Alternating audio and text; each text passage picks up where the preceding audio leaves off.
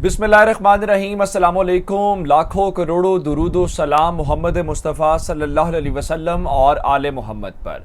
मैं हूँ उमर दराज गोंदल और आप मेरा फेसबुक और यूट्यूब चैनल देख रहे हैं।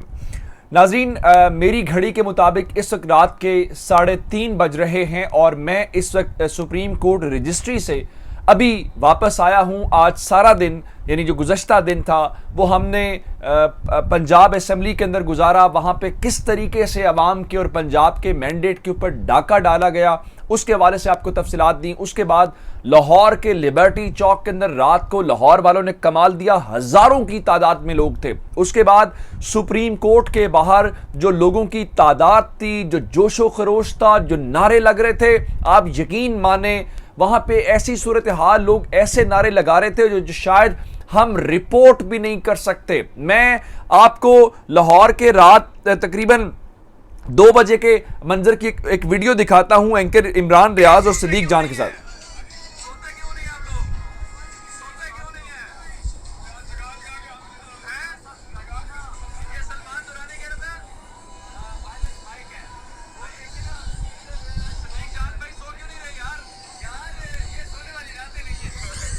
आपने देखा ये सूरत हाल थी। ये रात 2 बजे का मंजर था जब मैंने इमरान रियाज से और उसके अलावा सिद्दीक जान से वहां पे बात की। अब आ जाते हैं इस बात के ऊपर कि बड़ा महंगा पड़ गया है ये सारी सूरत हाल। जो कुछ कल हुआ वो सारा चौधरी शुजात हुसैन की वजह से हुआ और चौधरी शुजात हुसैन ने उसका अपनी तरफ से अपने ट्विटर अकाउंट से 4 ट्वीट्स करके जवाब देने की कोशिश की है। फरमाया जी, परवेज इलाही मेरा वजीर आला का उम्मीदवार था और आज भी है और कल भी रहेगा, लेकिन पीटीआई का उम्मीदवार नहीं हो सकता।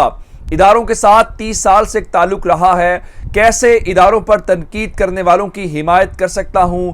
इदारे हैं तो पाकिस्तान में इस्तेहकाम है। पहली बात यह पूछनी चाहिए कि क्या चौधरी शुजात हुसैन इदारों के तर्जुमान हैं। दूसरी बात यह है कि इदारे जो हैं उनके ऊपर तनकीद जो तहरीक इंसाफ कर रही है या जो आपके घर का तवाफ कर रहे हैं और वो कहते रहे कि हम ईंट से ईंट बजा देंगे, ये तकरीर किसकी है? यासिफ अली जरदारी की है या इमरान खान की है? और पाकिस्तान की फौज के हाजिर सर्विस जर्नैल जो एक कोर को कमांड करते हैं, core commander Peshawar general Faiz Hamid के बारे में ये किसने कहा था कि जनरल फैज को खुड्डे लाइन लगा दिया गया है, जिसके ऊपर फौज ने बाकायदा स्टेटमेंट जारी करके बताया कि जनरल फैज हमीद को खुड्डे लाइन नहीं लगाया गया बल्कि मेरिट के ऊपर उनको इस हवाले से एक बड़ी कोर की जो लीडरशिप है वो दी गई है। दूसरे नंबर के ऊपर चल के चौधरी शुजात को सबक मिल गया है और सबक यह है कि ये पाकिस्तान तहरीक इंसाफ की जानिब से नहीं है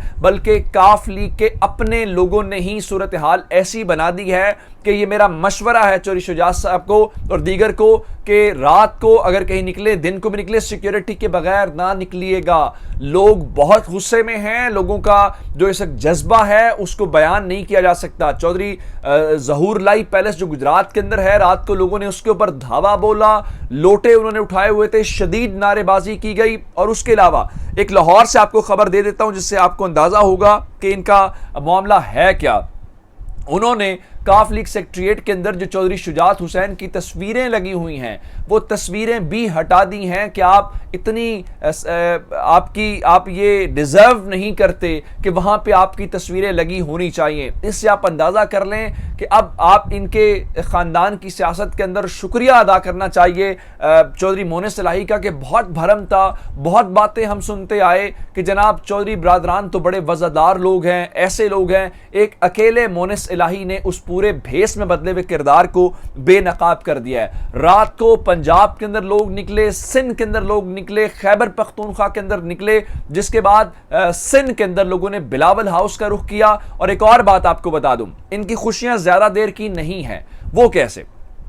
इलेक्शन तो कर लिया आपने, काफली के वोट भी मुस्तरद कर दिए, सुप्रीम कोर्ट के अंदर पिटीशन भी दायर हो गई। उसके बारे में बात करने से पहले आपको एक और खबर देना चाहता हूं जो हमजा शहबाज का चेहरा लटकाने के लिए काफी होगा। रात को हमजा शहबाज शरीफ का 11 बजे हल्फ होना था, मैंने आपको रात बता दिया था वो हल्फ नहीं हो सका था। उसकी वजह जब मैंने चेक की तो मालूम यह हुआ कि जब कोई भी उम्मीदवार कामयाब होता है, जैसे पंजाब असेंबली से हमजा शहबाज हुए, तो उनका नोटिफिकेशन सेक्रेटरी असेंबली करता है, जिसके बाद आगे वजारत कानून उसको प्रोसीड करती है किसके लिए, हल्फ के लिए। मोहम्मद खान भट्टी सेक्रेटरी पंजाब असेंबली ने हमजा शहबाज शरीफ का नोटिफिकेशन रोक लिया कामयाबी का।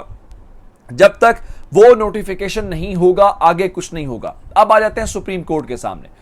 लोग सुप्रीम कोर्ट के सामने दीवानावार मौजूद थे, हजारों की तादाद में मौजूद थे और सुप्रीम कोर्ट से इंसाफ का मुतालबा कर रहे थे। और 186 अरकान, यानी जितने लोग चाहिए होते हैं वजीर आला के इंतखाब के लिए, उतने लोग गाड़ियों के अंदर, उन्हीं गाड़ियों के अंदर जिसमें पंजाब असेंबली आए थे, वो खड़े रहे। मैंने वहां देखा, पाकिस्तान के झंडे उन्होंने उठाए हुए थे।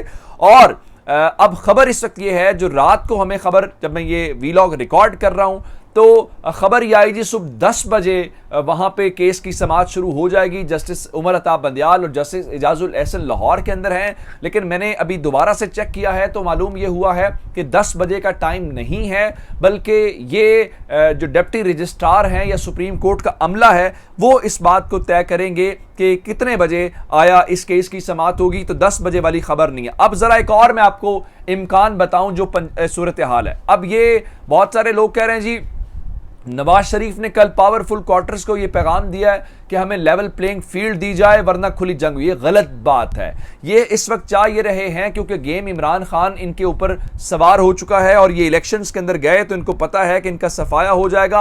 आपने देखा कि सिंध के अंदर इलेक्शन को मुलतवी किया गया है। अब इस वक्त सूरत हाल ये है, जो चौधरी फवाद हुसैन ने भी ट्वीट को रीट्वीट किया है, नून लीग और पीपल्स पार्टी की पूरी कोशिश है कि मुल्क का दिवालिया हो जाए और ऐसी अफरा तफरी हो कि मुल्क में मार्शल लॉ लग जाए, क्योंकि इंतखाबात की सूरत में इनको नजर आ रहा है कि कोई बड़े से बड़ा धांधला भी इमरान खान को 2/3 अक्सरियत हासिल करने से रोक नहीं सकेगा। अब यह है ऑन ग्राउंड सिचुएशन, जिसको बचने के लिए ये हर मुमकिन हद तक जा रहे हैं। मैं आपको एक और खबर दे देता हूं कि पंजाब के अंदर मैंने आपको बताया था कि लाहौर, रावलपिंडी और मुल्तान के अंदर रेंजर्स को बुला लिया गया है। यहां से दरखास्त चली गई है, समरी वजारत दाखिला को मौसूल हो गई है राना सनाउल्लाह को। अब जरा विफाकी दारुल हुकूमत इस्लामाबाद का हाल देखिए। रात को F9 पार्क के अंदर बड़ा एहतजाज था, लोग वहां पे भी निकले, लेकिन विफाकी दारुल हुकूमत की सिक्योरिटी बढ़ा दी गई है। इस्लामाबाद कैपिटल पुलिस के मुताबिक अहम मकामात और तनसीबात की सिक्योरिटी बढ़ा दी गई है। DIG operation and law and order को पुलिस और FC के इजाफी दस्ते मुहैया कर दिए गए हैं। यानी इस्लामाबाद के अंदर सिर्फ बात पुलिस तक नहीं है, बल्कि अब FC तक बात आ गई है, जो रेंजर्स तक आगे चली जाएगी।